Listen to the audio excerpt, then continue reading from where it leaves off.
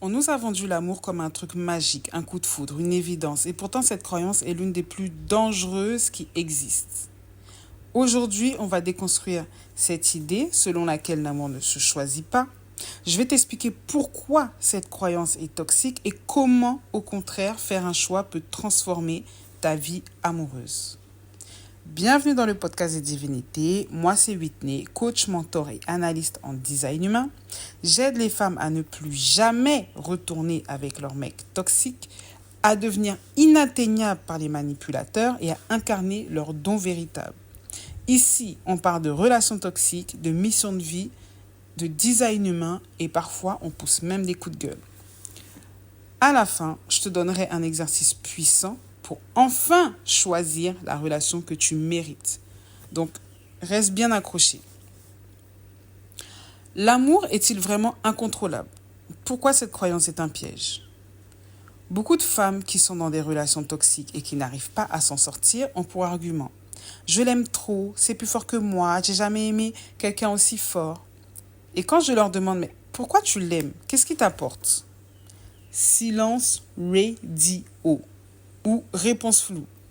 Il me comprend mieux que personne, on a une alchimie, j'ai jamais ressenti ça, je peux pas t'expliquer. Et c'est ça le problème. Tu peux pas expliquer parce que tu n'as pas choisi. Parce que les émotions cachées par le manque, par les peurs et des blessures d'enfance ont choisi pour toi. Et malheureusement, l'être humain a tendance à prendre des décisions émotionnelles sans les contrôler. Et en amour, c'est aussi ravageur que quand tu décides d'acheter une paire de chaussures à 1 000 € alors que tes revenus s'élèvent à 1 500 €. Et si on te demande pourquoi tu as acheté ça, tu te justifieras par: elles sont de qualité, c'est du cuir rare, elles vont durer, alors qu'en réalité, c'était juste un choix émotionnel. Tu as juste validé le design de cette chaussure, tu as kiffé la pompe, tu l'as vue, ton cœur battait fort, alors tu as acheté. Tu as cramé la carte bleue. C'était pas un choix qui apporte quelque chose à ta vie, au contraire. C'était un choix qui vient de te mettre dans une situation précaire. Mais tu vas te justifier. Eh bien, en amour, c'est pareil. C'est mon âme sœur, et patati, et patata. Alors que je l'aime et c'est mon âme sœur, te font souffrir. Donc, d'où vient cette idée que l'amour est incontrôlable? Depuis petit, les contes de fées, les films romantiques, les histoires à l'eau de rose valorisent l'amour passionnel et parfois même toxique. Dans les films, les personnages tombent amoureux au bout de 3 jours ou voire sur le champ. Les gens vivent des relations passionnées, à l'exemple des couples toxiques comme celui de Cookie et de Lucius Lyon, ou des couples seuls contre tous à la Roméo et Juliette. On a même des expressions populaires du style « l'amour a ses raisons que la raison ignore ». Toute notre culture tourne autour de ça. On nous apprend à confondre la passion avec l'amour sain. Et pour couronner le tout, on a cette histoire d'âme sœur qui, pour moi, est vraiment un gros bullshit. Et c'est important de parler de ça parce que c'est vraiment une grosse croyance limitante. Parce que déjà, si nous devions avoir une âme sœur, je pense que ce serait plutôt des âmes sœurs au pluriel. Parce que si une personne était faite, si une seule personne était faite pour toi sur cette planète, mais comment tu la trouves parmi 8 milliards d'êtres humains? Et si ton âme sœur vit à l'autre bout du monde, comment tu fais? Donc non, désolé, mais cette histoire d'âme sœur qui pourrait vivre au Zimbabwe alors que toi, tu es au Canada, c'est juste un truc qui t'empêche de faire des choix en accord avec la vie que tu souhaites. Donc, pourquoi croire que l'amour ne se choisit pas, te mène aux mauvaises relations? Le vrai problème de cette croyance, c'est que déjà, elle nous mène à une autre croyance.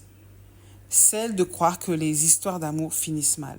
Celle de normaliser les histoires d'amour qui commencent très haut et qui finissent très bas. Parce que autour de nous, on a des modèles de personnes qui se sont mis en couple avec leurs émotions en s'inspirant de ce qu'ils ont vu à la télé et des croyances populaires. Du coup, on a des couples qui, au début, s'aimaient à la folie et qui, une fois attachés à la présence de l'autre, découvrent que finalement, ils ont plus de défauts qu'ils ne pensaient. Et c'est là que les comportements toxiques, autrefois cachés par des émotions fortes, vont faire surface.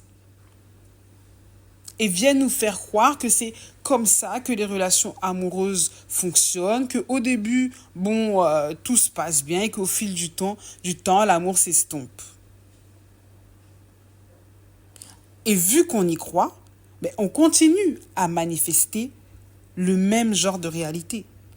C'est un cercle vicieux. J'ai vu mes parents s'aimer à la folie, puis se détester, et je revis la même chose, et mes enfants auront ce même modèle, ainsi de suite, ça ne finit jamais.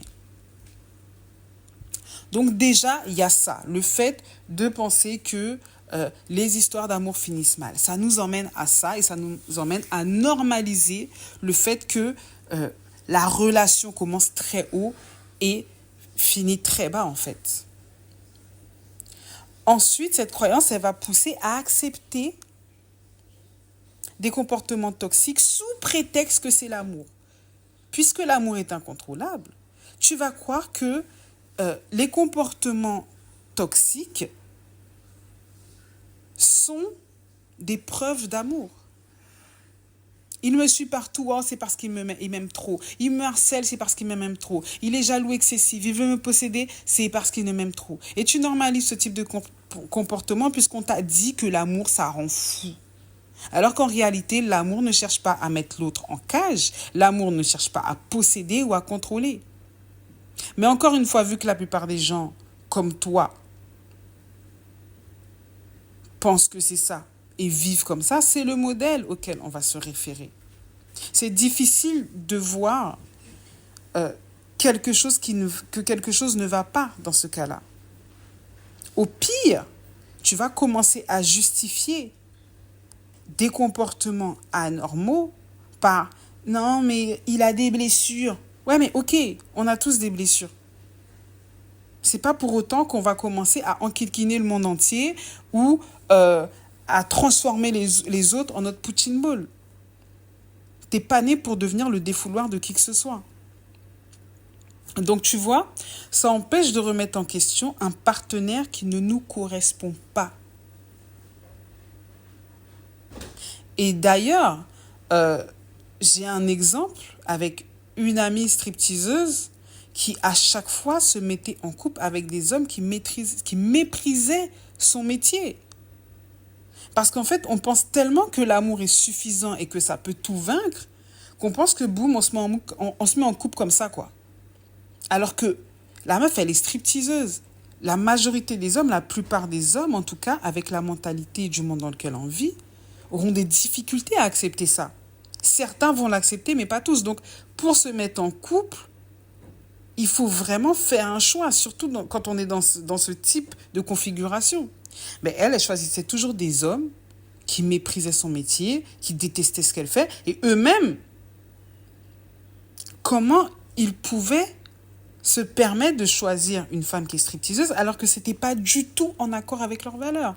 Eh bien, c'est ça. C'est parce que le choix n'a pas été fait. C'était un choix émotionnel.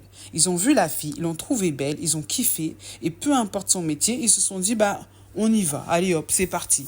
Et puis, on ne sait pas, je la changerai au fil du temps. Mais ça ne fonctionne pas comme ça. L'amour est un choix. Tu dois choisir là, tout de suite, la personne qui est en accord avec tes valeurs. Là, maintenant. Pas dans 10 jours, pas dans 1 mois, pas dans je ne sais quand. Il faut que la personne soit en accord là tout de suite avec tes valeurs. Tu dois choisir une personnalité, des qualités que tu apprécies. Arrête de laisser tes émotions choisir à ta place. On ne se met pas en couple juste parce qu'on passe un bon moment ensemble ou parce que la personne nous attire physiquement. Le cœur qui bat fort, les palpitations et autres, c'est pour les amourettes de vacances. Ça va encore quand on a 16 ans, mais pas pour construire quelque chose de solide sur le long terme. Les étoiles dans les yeux et le cœur qui bat, ça ne suffira pas. Donc, comment faire un choix maintenant? Dans un premier temps, tu vas définir ce que tu veux réellement. Tu vas prendre le temps d'écrire concrètement qu'est-ce que tu attends d'une relation, ce que tu imagines que c'est une relation qui fonctionne. C'est quoi ton rêve réellement? Et tu vas comparer avec la relation que tu es en train de vivre ou les relations que tu as vécues. Deuxièmement, tu vas écrire tes valeurs fondamentales. Et tu vas écrire tes cartons rouges. Tes cartons rouges, c'est vraiment les comportements non négociables. Pourquoi c'est important d'avoir des cartons rouges? Parce que quand tu vas écrire tout ce que tu aimes, ton rêve, ton idéal, il faut aussi que tu prennes conscience que personne n'est parfait. Par contre, c'est pas parce que personne n'est parfait que tu vas accepter certains comportements. Donc, il faut que tu saches les comportements que tu es prête à supporter et les comportements qui sont trop forts pour toi. Voilà pourquoi dans ta liste de valeurs, tu dois ensuite faire la liste de cartons rouges. Ce que tu refuses, ce qui est non négociable. Et pour ça, tu vas le faire en te disant, si j'avais confiance en moi à 100%, si j'étais la personne que j'ai envie d'être, quel choix je ferais? C'est pour éviter de vraiment te limiter, éviter de te limiter à ce que tu penses qui est bon pour toi par rapport à ce que tu penses être. Je veux que ton choix il soit totalement aligné à ta divinité intérieure. Donc, voilà, divinité. Pour conclure, l'amour, c'est pas un coup de foudre, c'est un choix. Ne laisse plus tes émotions décider à ta place. Revois ou remets en question toutes tes croyances et les croyances de la société. Choisis celle qui t'arrange et celle qui ne t'arrange pas. Voilà, divinité, je te remercie d'avoir écouté cet audio jusqu'au bout et dis-moi en commentaire si tu as l'habitude de faire des choix amoureux conscients ou si tu te mets comme ça en couple en fonction de la personne qui te plaît, de ton cœur qui bat et autres.